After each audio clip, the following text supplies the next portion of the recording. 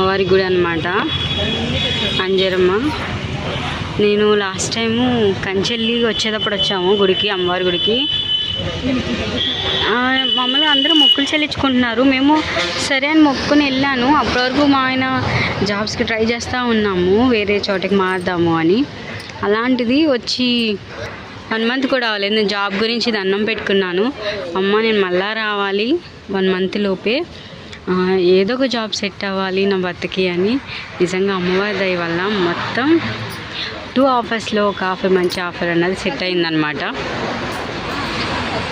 మళ్ళీ అమ్మవారి మొక్కు చెల్లించుకోవడానికి వచ్చాము.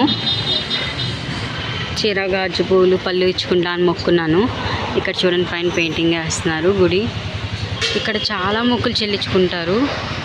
మేకపోతని తీసుకుని, మేకలు అదే కోళ్ళని తీసుకుని అందరూ వస్తుంటారనమాట.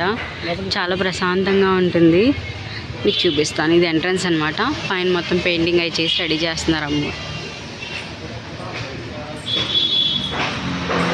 లోపల